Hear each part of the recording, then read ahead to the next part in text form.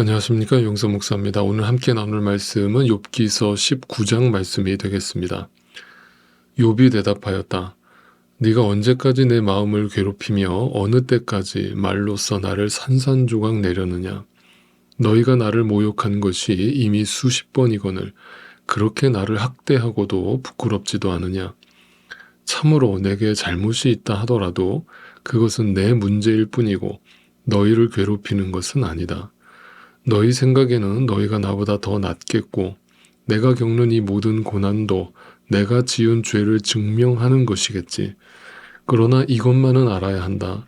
나를 궁지로 몰아넣으신 분이 하나님이시고 나를 그물로 덮어 씌우신 분도 하나님이시다. 오늘 이제 사실 먼저 오늘부터 사순절이 시작이 됩니다. 이번 사순절 기간에도 예수 그리스도의 발자취를 따라서 십자가를 깊이 묵상하시고 그 십자가의 도를 따르는 또 작정하고 결단하실 수 있는 저와 여러분이 되실 수 있기를 소망합니다. 욥의 친구들은 아주 집요하게 이 표현이 맞을 것 같습니다. 집요하게 욥에게서 어떤 잘못의 이유를 찾으려고 하고 있습니다. 그러니까 하다 욥이 너무나 억울한 나머지 이렇게까지 말을 하고 있습니다. 오늘 보면 4절을 다시 한 번만 읽어보겠습니다. 참으로 내게 잘못이 있다 하더라도 그것은 내 문제일 뿐이고 너희를 괴롭히는 것은 아니다. 자, 이 말은 설령 내가 정말 하나님 앞에 어떤 죄를 지었다라고 가정을 하자. 그런데 설령 그렇다고 하더라도 하나님이 나를 이렇게까지 치신다고? 그게 정말 정당한 거야? 하나님이 나를 이렇게 버리신다고? 지금 그 말을 지금 완곡하게 표현한 거예요. 이렇게 표현한 겁니다. 그러니까 이 말을 여러분 또 오해 없이 들으세요. 그러면 지금 욥이 하나님은 죄를 지어도 무조건 용납하신다라는 그런 생각을 가지고서 이런 말을 한 것인가? 그것은 절대 아니죠. 왜냐하면 하나님의 속성은 거룩이시기 때문에 하나님은 절대 죄와 함께 하실 수가 없죠. 그러나 하나님이 우리를 창조하셨다라고 할 때에 그 창조, 뭔가를 만들었을 때는 거기에는 목적이라는 것이 담겨 있는데 그 목적이라는 것이 분명하기 때문에 그 목적이 있다면 설령 그 피조물이 죄를 지었다고 해서 나를 이렇게 죽게 내버려 두시는 것이 과연 그 창조주의 정당성이냐라고 지금 어떻게 보면 하소연을 하고 있는 것이죠. 그래서 이 말의 뜻을 또 잘 이해하셔야 되겠습니다. 제가 욥기 강해를 하면서 여러분께 여러 번 말씀드린 내용이기도 한데요. 다시 한번 제가 정리해서 말씀을 드릴게요. 여러분, 종교라고 하는 것의 특징을 한번 생각해 보세요. 종교라고 하는 것의 특징이 뭐냐면요. 인간의 노력이 전제되는 것이죠. 그 노력은 한마디로 고상한 말로 하면은 이제 자력이라고 할 수 있습니다. 인간 스스로 어떤 신의 존재에 다가설 수 있는 힘을 가지고 있다라고 생각하는 것이 종교라는 것의 특성이에요. 그래서 다시 말해서 종교라고 하는 것은 자력으로 신에게 지극정성을 다하면 신이 감동을 해서 복을 주거나 아니면 벌을 준다는 이해에서 출발하는 것이 종교입니다. 그런데 왜 제가 끊임없이 여러분께 설교 시간에 기독교는 절대 종교가 아니다라고 제가 여러 번 말씀드리는가 하면 기독교는 자력으로 하나님을 만날 수 없다라고 가르치기 때문입니다. 기독교는 철저하게 타력 종교라고 제가 여러 번 말씀드렸습니다. 그러니까 기존의 어떤 종교의 틀로서는 이 기독교가 설명이 불가능한 것이죠. 왜냐하면 인간이 하나님을 찾아가야 되는데 그게 아니라 하나님이 인간에게 먼저 찾아오신 거거든요.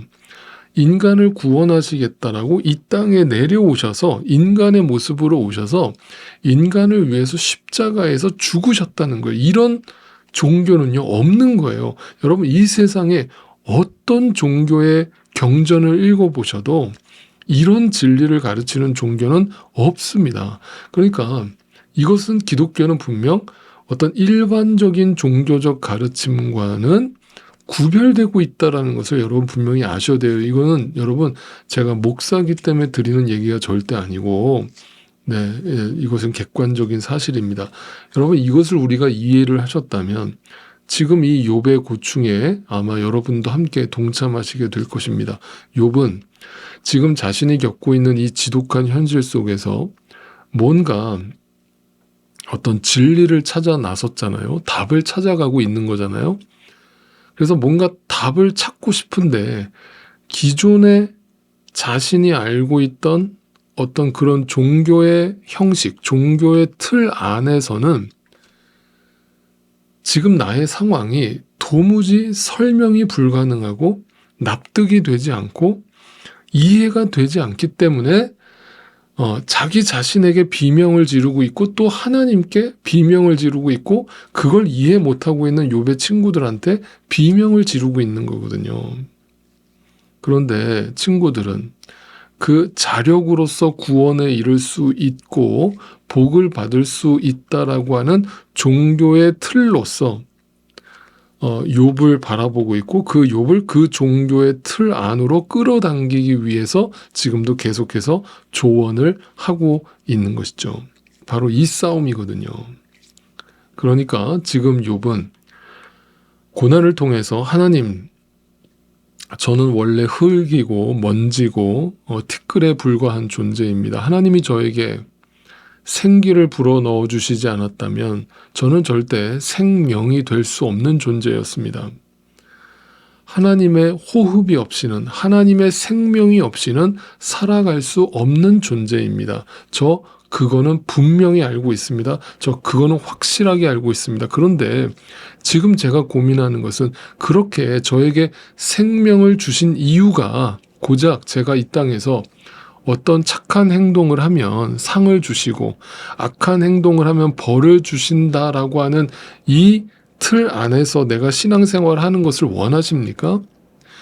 그리고 내가 뭔가 열심히 행위로서 하나님을 잘 섬기면 나를 천국 보내고 뭔가 그 행위가 부족하면 나를 지옥 보낸다라고 하는 이 너무나 지극히 단순한 논리 속에서 내가 신앙생활하는 것이 진짜 제대로 믿는 것이 맞습니까? 라고 하는 이 고민과 이 싸움 속에 욥은 있는 거예요.